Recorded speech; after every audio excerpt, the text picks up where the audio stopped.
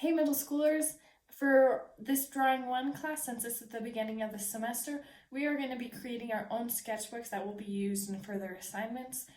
We're going to be making traditional stab bound books, the 4-hole stab binding. So in this demo, students will learn how to create a 4-hole stab binding sketchbook to be used in further assignments. So I hope you guys all enjoy and follow along. Perfect, so we'll just go over basic materials that you'll need for this project. You have an awl. Even if you didn't have one, if you just found something pointy that could stab through multiple layers of paper.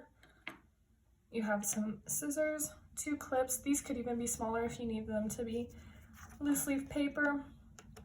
They can be already drawn on, whatever works for you, or if you're trying to make a sketchbook or something, that works. This I've already made to space out the holes that I can just place over my paper to know where I want to poke my holes, but this isn't necessary. You can always just draw on your marks. This is waxed thread. That's typical in bookmaking. You'll want it waxed so that in the future it doesn't come undone, your knots that you make at the end.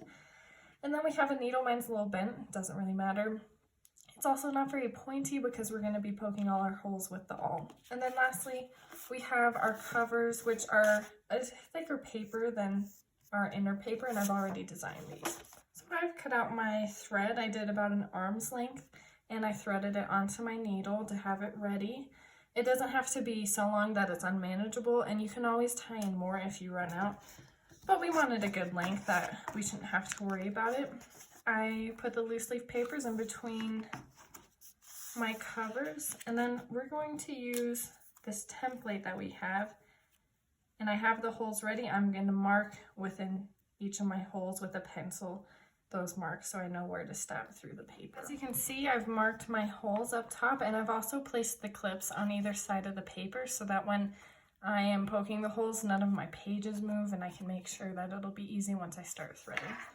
So now I'll take my awl, and with every hole, I'll just make sure I go through, punch them out. When I find the hole on the other side, I'll just punch the hole a little bigger, however big I think I'll need them. And if you find that your hole is too tight, you can always go back with your awl and make the hole bigger, which can be really nice. All right, so we should be set to go. I have the clips on both sides holding the pages together. I have my 4 holes punched, as well as my needle and my thread. So we can get this show on the road. I'm gonna choose this left hole. It doesn't matter whether you choose left or right to begin with from the middle, but I'm going to start with the left. I'm gonna start, I gotta find that hole, bring the needle up through that hole, and pull it all the way through just so that you have enough tail on the back and that you can hold that with 2 fingers. And while I stitch, I hold that down just to create tension so nothing gets loose in my stitching. So I have this loop that I'm gonna make, and I'm gonna take my needle and thread back through that same hole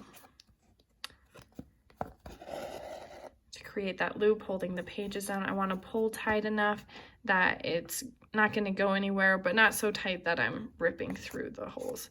So now I'm gonna go to the left, pull down through that hole, create a line, and then like I did on that first hole, go back through the exact same, go back through down that hole. That's creating a loop.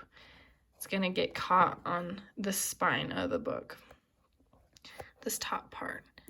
So it's creating that loop, holding it in place. And I'm gonna do the exact same thing again, going down through that far left hole.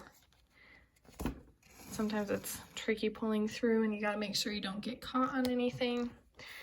And pulling through, tightening it. If I want it straight, I'll just pull that.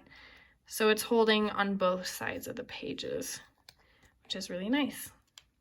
So we're gonna pull up through this hole that we started on. And this is why you need your holes a little bigger sometimes, because you'll pull through multiple times in the same hole. So, you know, you got to be careful about that. And if it just feels too tight, you can always go with your awl and widen up that hole. So I'm going to go right on to the right side of my book, and we're just going to do the exact same thing. It's just going down this hole instead. So I'm gonna go back down again and pull through, making sure I pull tight up top, and then I'm gonna come up through my last hole, back around through the same hole. Once you get this basic stitch, it's pretty simple. We're gonna pull the top and then go back up just like we did on the other side through that same hole, so we can tighten down on the side and then hop over to the left, go down. And then, so this side is all done, looks good, but we gotta flip over, tie off the end. I'm going to do a square knot, right over left, left over right. Sorry, all my big hands are in the way. I'm gonna try and pull it tight and tie it over that hole just so you can keep that line nice. It's kind of hard up. I'd want it a little tighter, but since I'm kind of doing it in there, got a little loose. That's okay, I can always go back in. You just want to tighten it, have it nice and tight. And I'm just going to go in and cut off the tails and take off these clips. And you got your traditional 4-hole stab binding book. Really nice. There's my cover. And something that's really nice about the materials I've used, they're not too heavy, so it's easy to flip through. If I was using heavier material and wanted something inside my book, I'd probably draw on it first or write on it, because heavier paper may be harder to fold. So you might have to score it if it's harder, so it has some place to fold. But since it's so light, I can easily manipulate it. I can write in afterwards, and I feel pretty happy with that. Okay, so hopefully each one of us has created a 4-hole stab bound sketchbook that we will be using during this semester. As you can see, I've already designed it, but you can design it however you want. Just make sure your name is on the front or the back, and that will be fun. And since, you know, everyone's home making things, I just wanted to show that even though this is a really basic stitch, it can be a great starting point to learning more complicated stitches. You can see just the variety we have. And these are from templates I found online, and also just things I made up. As you can see, I was just making things up for fun, stuff like this. And I just really want to emphasize the ability to explore and try new things and really push yourself out of your comfort zone if you want to. This does the job really well, but you can really explore what you want to do with stab bound books. So don't be afraid to try new things and keep learning. And I hope you enjoyed this. I'll see you guys later.